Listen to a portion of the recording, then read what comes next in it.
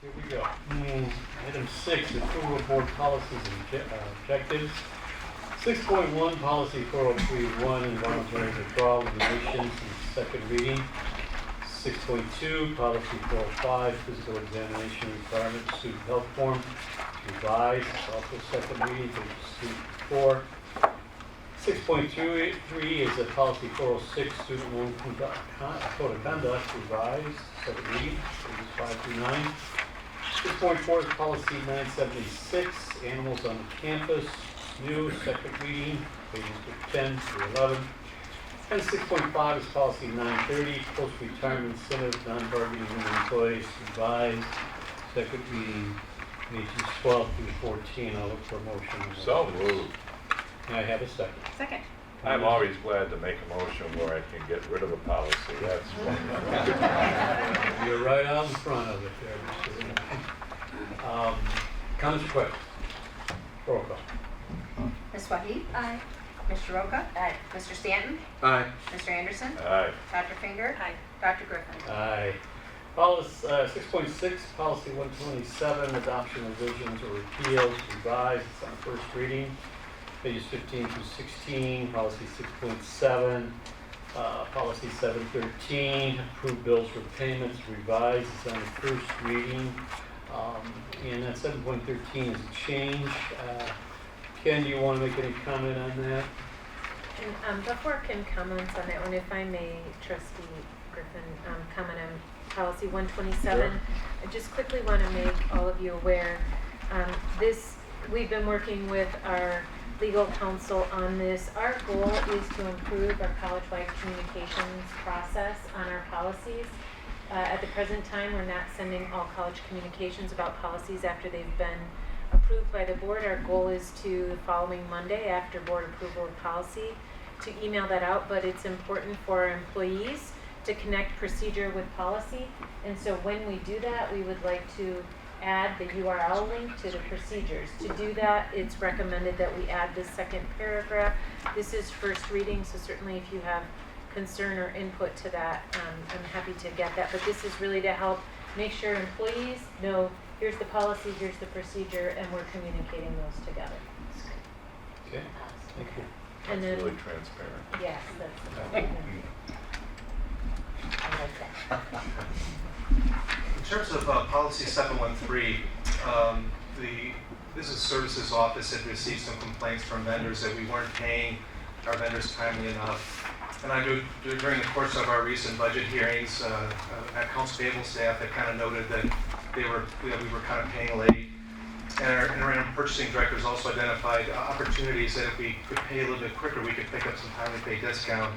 I was asked just to provide some statistics and information on why we're bringing the policy change forward to the board so that we could kind of put some of this in context. We know that the board 5 years ago had changed the policy to put these review controls in place, and so hopefully this overview will give you a sense of why we're contemplating, or at least making a recommendation to change at the next meeting.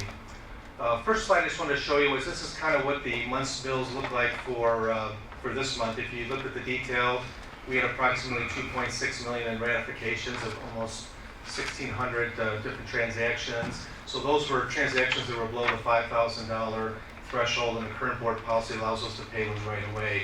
So that's kind of the clean, safe group. But the section that we're kind of addressing is the 432-ish transactions that total about $2.4 million. We had to wait till tonight's board meeting in order to get board approvals that we could mail out those checks or send out the ACH wires tomorrow. And so when I think about our current practices, we really do have a number of key controls in place. And one of the things that Connie and I kind of developed together for the board months ago, it was under step 9, is we developed kind of an audit certification step that we would make sure that we review these transactions before the board meeting. We sign off and attest to the board that we reviewed them. And they're in the documents in the board portal. It's just a simple 2-page document where we attest that we make that review. So hopefully that extra level of review from your perspective will give you some comfort that if we do make a change, you know that the controller and the CFO are carefully looking at these transactions every month, and we're looking for potential errors. I tried to create a simple pro-con kind of exhibit to kind of give you a flavor for where this issue stands. I know Oakton, Harper, DuPage to some extent, and McHenry community colleges right now are able to ratify all their transactions on a monthly basis. The board doesn't require them to have it pre-approved before they can mail out the transactions. On the other side, we know Triton, Moraine Valley, Joliet, and Lake, our college has some level of board pause before we can make those payments. And as I was inventorying on the positive side why the change would be helpful, there really are a number of front-end board control steps to this process. And at the back-end step, we feel like we've strengthened for the board. We also know that we have a very capable integrated financial system in place. PeopleSoft is a terrific accounting system that's recognized and does a good job for the college. Connie, in my review, we do a random selection during the course of each month's transactions to test to make sure that everything's fine. And then some preliminary estimates on what the college could be saving if we're able to do the early payment discounts. We're estimating conservatively over $100,000 a year that we could save the college by paying more timely. And we also are getting a certain amount of P-card rebates that we could increase by another couple thousand if we could pay our credit card company on a more timely basis. Also, we're not sure the effect, but we know lower bidding and possibly better pricing would come from future bids because vendors would know that we're a very quick payer. And we also know that this kind of a program helps support the small businesses in Lake County that can't have a hard time floating to college when we owe them money. And so we think overall this would help improve vendor relationships to the college. Some specific examples over the last fiscal year, these are 10 transactions where the vendor offered us very specific timely payment terms based on the contract amount, what that discount would have meant to the college, and that right there is almost $20,000 for these 10 examples that we quickly found for this meeting.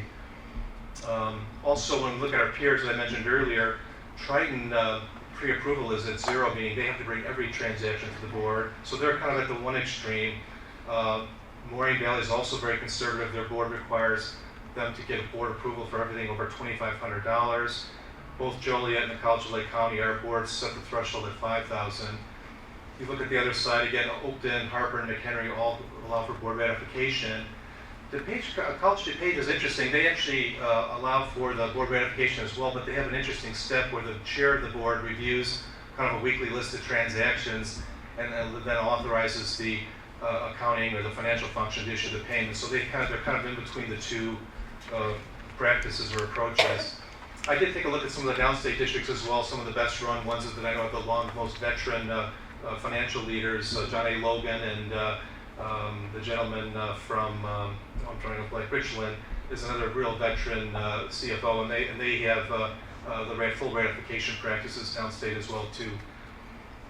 So in terms of the board's options, if you think about it, the board could direct us to go to a Triton College-like mode if that's the way you felt, and have all transactions come forward. We could certainly maintain a status quo approach and make no change and keep it at the 5,000 level. Or the board could suggest we increase the threshold of like the College of DuPage or some higher limit. Or we could go with the administration's recommendation and let us, ratify payments at every monthly meeting. Or even, consider a variation like College of DuPage, where maybe there's some kind of a weekly board check. But all those options are before us. We'll be suggesting to the board to consider, the ratification step. But hopefully this is good, helpful information for you as you think about this policy. I know we're not acting on it tonight, but hopefully give you some context for it. Can you go back to that page? Number 4, the list you had put up there where we could save money at 10 days or 15 days, that would be number 4, correct? Because some of them are $40,000. Correct. And Harper, Oakton, McHenry, all reputable, good colleges. And if we could save, there was 17,000 or so? Yeah, just for the grabbing. And you have all the steps put in there for a review by the administration and stuff. I see 4 as being what we should be heading toward. Well, I think we had 4 before. You did. We changed it. Okay, so it was at that limit before. And I won't go through the historical steps of what happened there, but we did have it before. Remember, Rich? We did, yes. Yeah, and we changed it. Well, I think there was mumblings in Springfield about imposing a $25,000 So we, if I like that. There was a lot of issues related to the College DuPage issues yes. back in the day, and so a number of things were floating around out there. Over 50 different proposals were Right. being entertained, and Yeah. just like stronger audit committees and things Right. like that. So obviously the college took a step they thought was appropriate at the time, but this is one of the unintended consequences of Right. that step.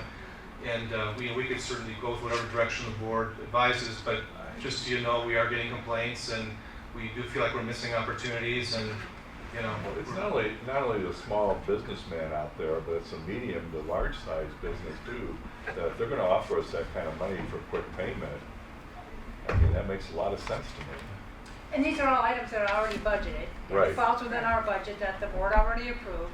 Now, the only thing that, so I'm good with the four, like you're saying, Rich, but the one thing I need clarity on, I thought we had a state imposed threshold of $25,000. I did too. That you had to bring stuff. that's at the front end. That's why this is kind of like a double check. We're required to bring these contracts for board approval before the work begins, before the invoices get generated. So the board's already approved the contract up front. And the state requires us anything over between 5 and 25,000, we're required to notify the board of those pending arrangements. So you really get this work all up front at the very beginning of the procurement cycle, and this back end step really does appear to be just extra effort or Right. redundant. The double Yes, approval, yes. essentially. That's good. Yes. And Yeah. it's hurting us financially. Right. Yeah. Yeah. I'm with Rich as long as we approve anything over 25,000 up front. Yes. Gosh, yes. Everyone else okay with that? Yeah, I'm good with that. I had a kind of a more specific concern with the policy that says vendors who receive total payments greater than 25,000 on an annual basis will be reported to the board for further ratification. So, working at the college for so many years and recruitment and foundation, and working with printing. So is it per project, 24, like a catalog schedule per, or will PR gonna have use, like if they use a Lake County vendor with a good reputation and they have more than $25,000 in projects, but it's a preferred vendor, what happens then? The training that we've had from Robin Schwartz, Katie Beck and stuff, I think you were there for the training, Yeah. is the commodity, it's a commodity requirement. So once it exceeds 25,000, we're legally required to competitively bid that work. 3 quotes or 2 quotes at that point isn't sufficient. The statutes really require us to do a formal competitive bid solicitation. So does it handcuff us if we have, like we need a postcard out to put enrollment up at Lakeshore campus or something like that, and we're already at the threshold? That's gonna handcuff us in order to be able to do something like that legally?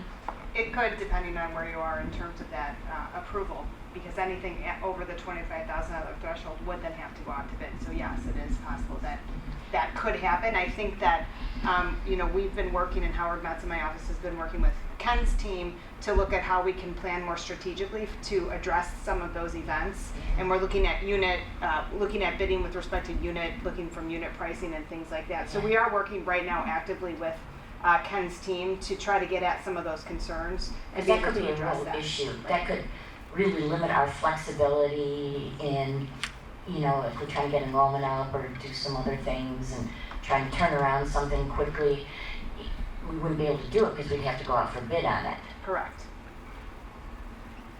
Okay, I don't like the answer, but I understand it, thank you. And that's also on the front end too. This is kind of the back end, Okay, but noted. okay.